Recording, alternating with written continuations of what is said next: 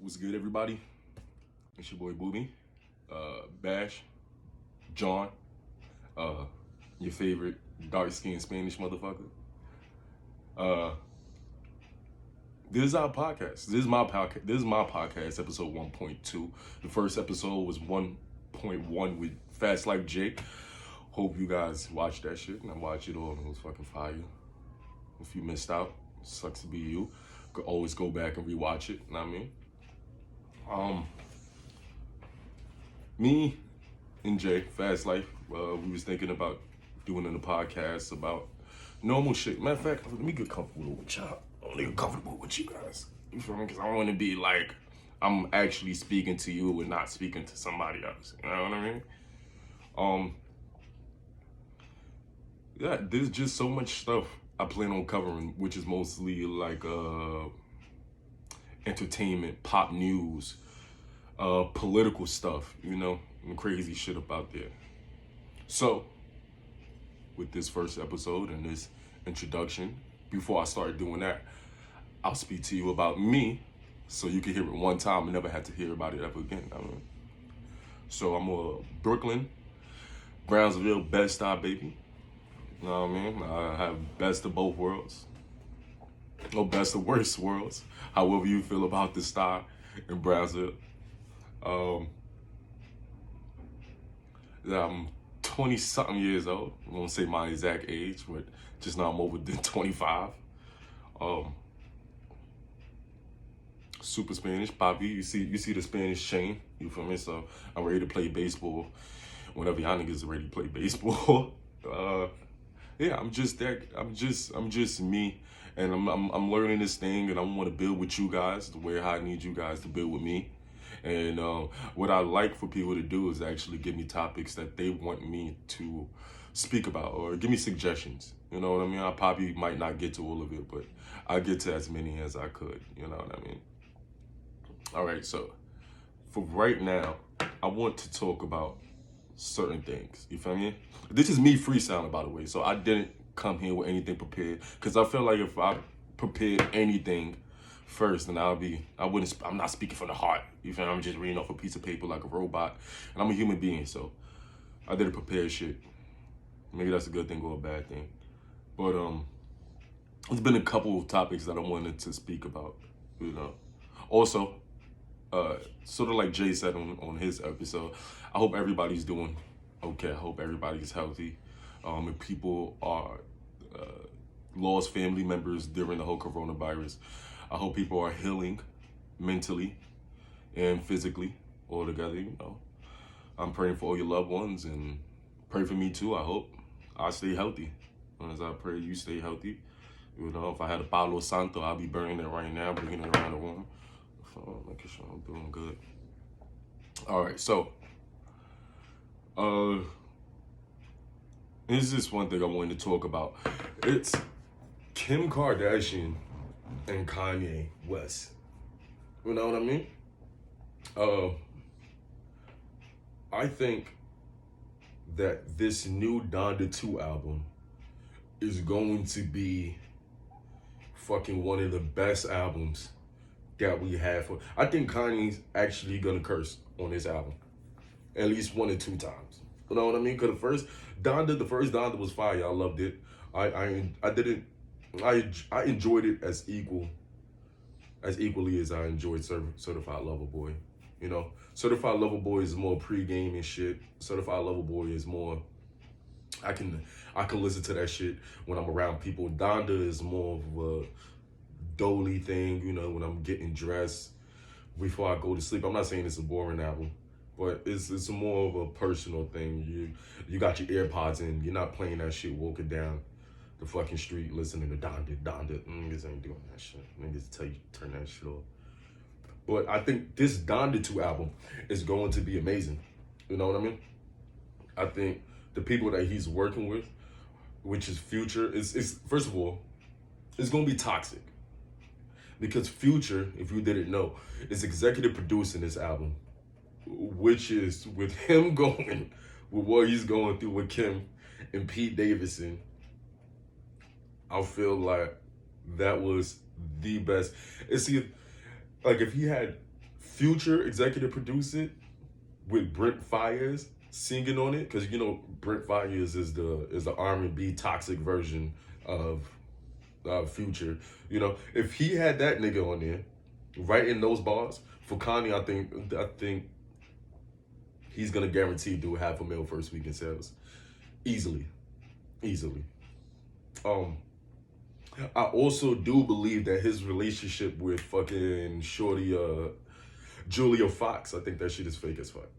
I think the only reason he's going so hard, and I know he doesn't care about it, he's probably letting her get her several minutes of fame, is because Kim Kardashian really don't give a fuck about this nigga Kanye. She doesn't. She doesn't. Her company Skims is worth, it just came out, is worth like 3 point something billion. Now she's as rich as Kanye is. So she's okay. She don't even need that nigga money. I think she legitimately likes this Staten Island white kid. You know what I mean? Which is good for her. Which is good for her. But Kanye is just being an old school Gemini and being motherfucking petty as fuck. And just running around bringing Shorty to Paris and shit and all this bullshit just to help her career and try to make Kim Kardashian feel uneasy or feel some type of way when she doesn't give a fuck. She doesn't give a fuck, bro. Kanye, Kim Kardashian does not give a fuck about who you fuck or what you do. First of all, when you did the Larry Hoover fucking, what was it? It was a concert or whatever. I forgot what song it was. It was some fucking song and you sang, and then you was like something sincerely Kimberly. She still did not give a fuck about that, bro. You ever tell you how beautiful that shit was? The shit was so beautiful. The nigga that you was beefing with, Drake, was crying in the fucking crowd about that shit. And if that shit could touch Drake's heart, but not your wife's, she's long gone, bro. She's detached from this relationship, and guess what, bro? It's clip. It's clip. It's clip. I feel like at this point, you need to stay single, Kanye, personally. And I want to see you pick another female. I want you to pick a duplicate of Amber Rose. And this is why I say that. This is why I say that. I say that to say this. That time was one of the best times you had ever came out with. Like, what album it was? It was 808's Heartbreak.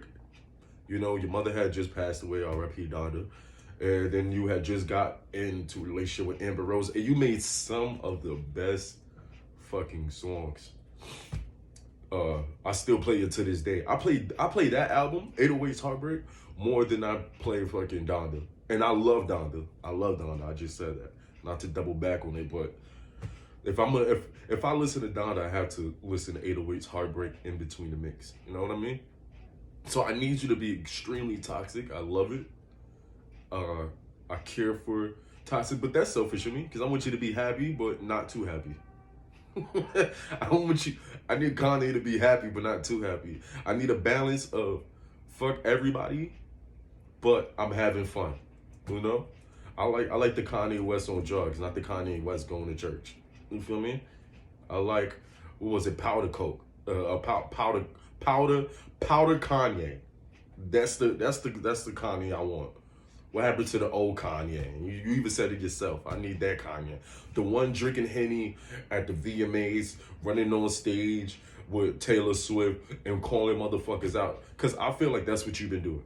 The other albums, prior before this, it was okay, but you had shut down.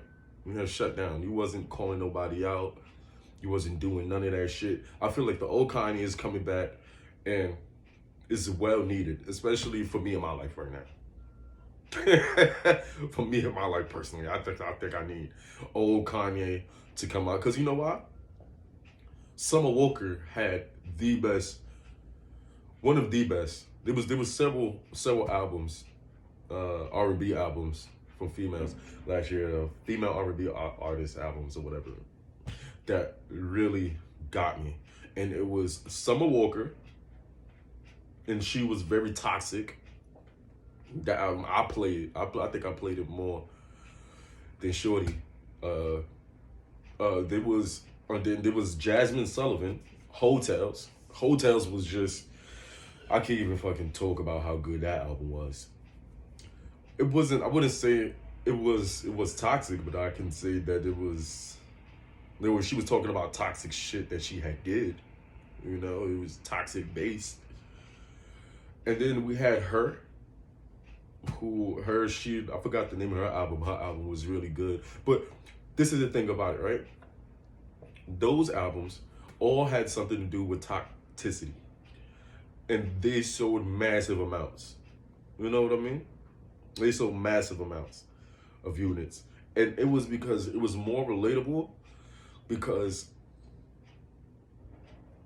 this is not the 1950s, it's not the 1960s, not the 1970s. No offense to those R&B eras, because that's, I feel like that's when we had some of the best music ever. We had the Isley Brothers, we had the Teptones, if they're a real thing. You know what I mean? We had so much Mr. Telephone Man with New Edition. Like, it was really loving.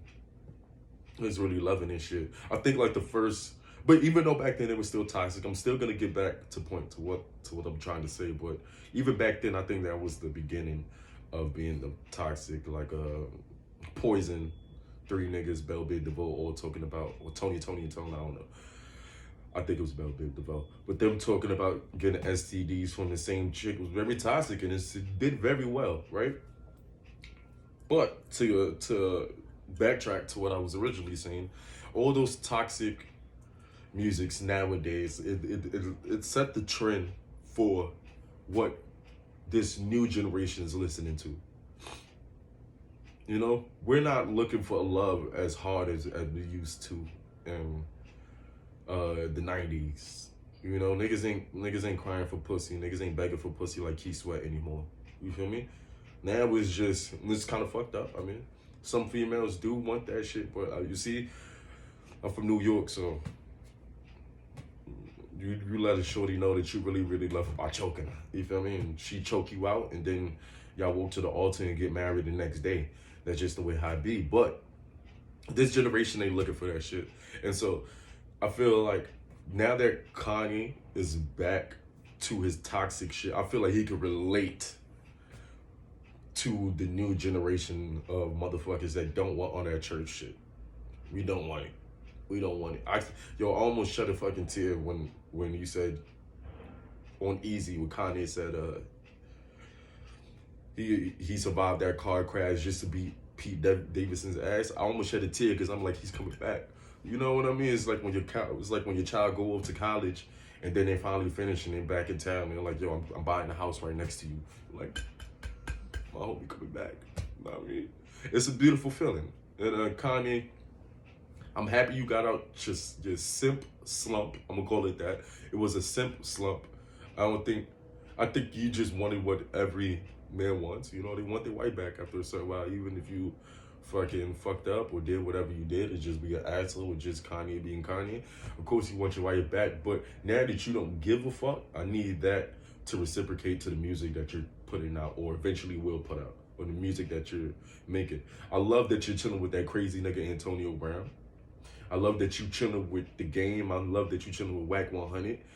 You feel me? Like you're getting back your street shit back. And it's a wonderful thing. It's a beautiful thing. What else I wanted to talk about? NBA Youngboy. NBA Youngboy is one of my favorite artists. You know, I like to try to play him around other people as much. You feel me? It's just the aggressiveness, the sound. He gives me a different feeling. Pause on that. But he makes me feel some type of way when I hear his music, because I feel like it's very relatable, especially when I'm in a fucked up mood, or if I'm, you know, I listen to NBA Youngboy, and I feel like everybody right now is on NBA Youngboy ass. Pause. You feel me? Everybody is on that man ass. And I don't know why.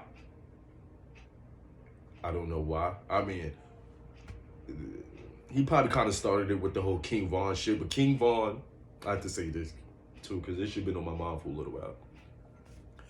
King Von, and I'm gonna speak really closely to the mic when I say this shit.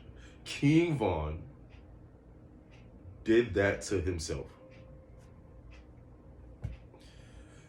I'm a fan of King Von. Cannot cap. I'm not capping. King Von did that to himself. He know, and it's understandable. He's a ride or die for Little Durk or whatever, blah, blah, blah. Of course, literally, he was a ride or die. For me, so he rode and then he died. Sadly. No joke. No pun intended. He literally rode and died. He was literally down to die for his mans, and sadly, he passed away. Little Tim Fro was down to kill for his man. You feel me? And that's exactly what Lil Tim did. Now, Lil Durk is kind of pissed off because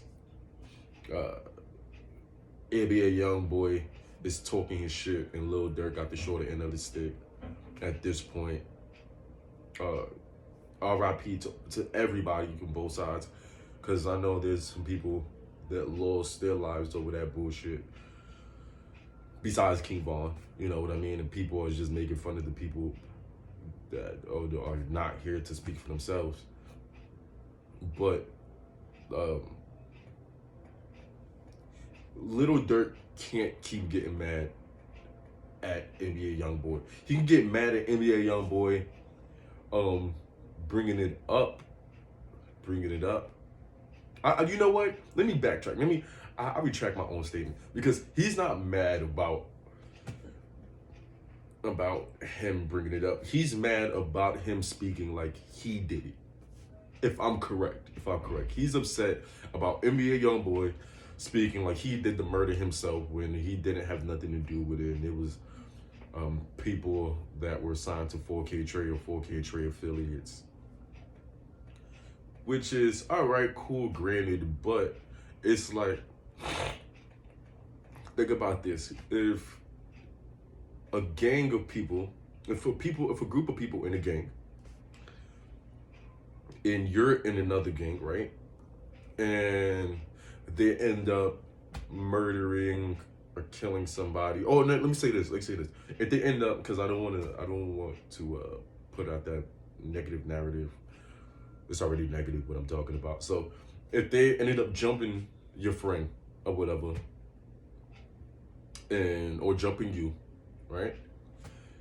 If you see somebody from that gang, you're not gonna care that they weren't there and they weren't the people that physically jumped you. You just know they're a part of that gang, which is what King Von did, right? Now, if you end up getting murdered or whooping that person's ass as a part of the gang, you can't get mad about, I don't know what I'm trying to say. You know what I'm trying to say. You guys know what I'm trying to say, all right? Write it down in the comments too. But you guys know personally what I'm trying to say. And with every cause comes consequences. You know, the shit that you do comes with consequences, whether it's for the better or for the worse. Everything comes with consequences. So, I mean, listen, Lil Durk, you're taking L's right now. Maybe not financially, but money isn't everything. Money isn't everything. You feel me? Especially when you're in a pop culture where clout is more expensive than money. Because there's people that have clout but are broke as shit. You know what I mean? And there's people that are rich as fuck that have no clout, that people wouldn't give a fuck that they're rich. So it's a fucked up reality that we're in. So clout is more expensive, is more valuable than actually having money in the bank account. And I say that to say this: even though you have money, I'm not looking at you like you buns, because I understand. You feel me? Retired from the streets personally, but the people all around you, not all around you, person that you know, but the crowd, the people, the media want you to do something about it. I don't want you to do anything because I'm sick and tired of black on black crime. I feel like somebody should be a mediator, sit both leaders. You know what I mean? Like Little Durk and NBA Youngboy. Nobody else. No Quando Rondo, no Lil Tim.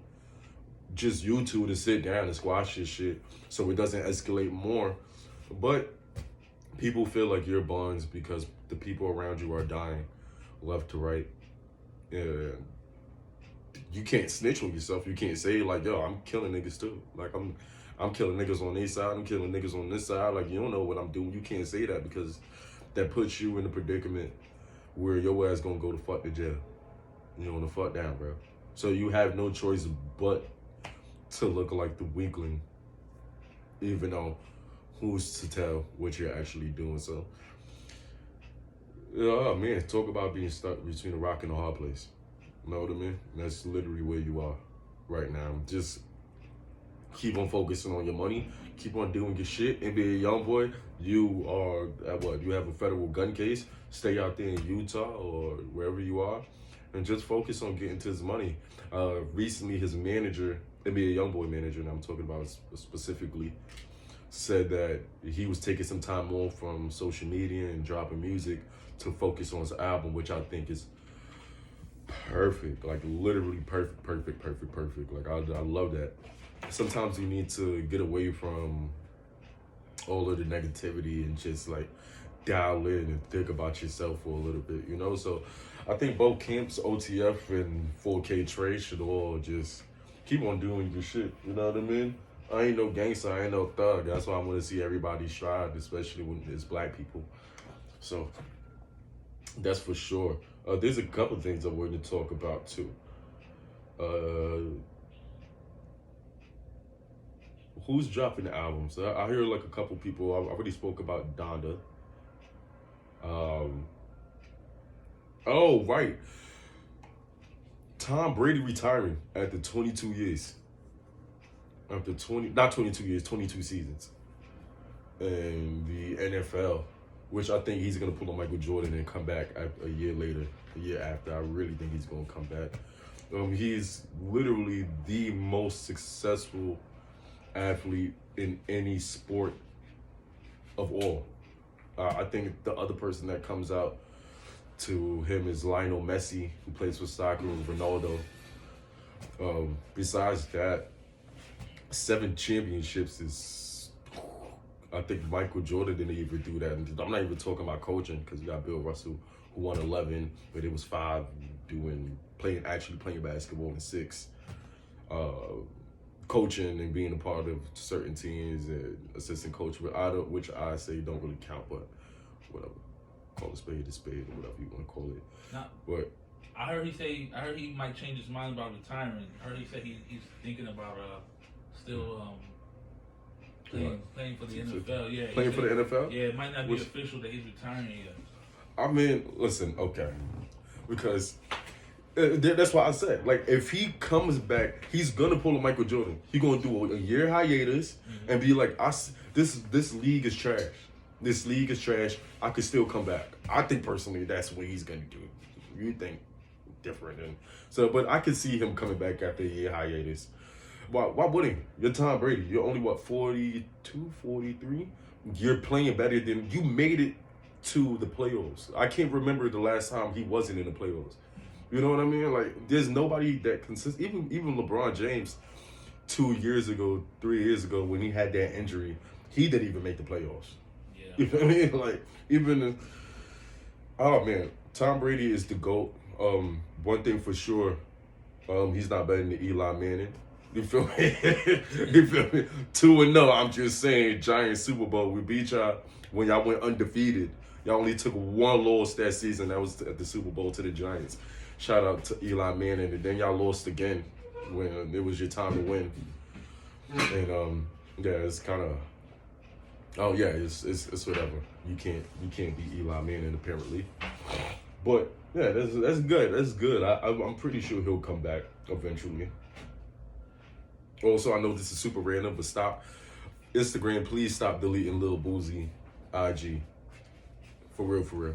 This IG can't keep on being deleted. I go to Lil Boosie to just breathe and get away from shit. And every time when I see he's making up a new IG page, it breaks my heart. You know what I mean? Stop fucking with Boosie, y'all.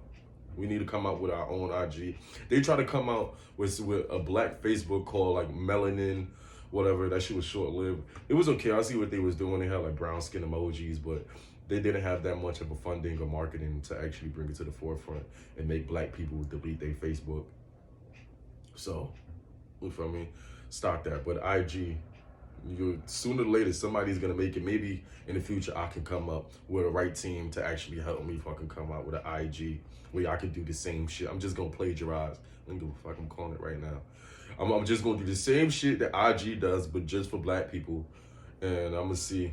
It's gonna be for everybody.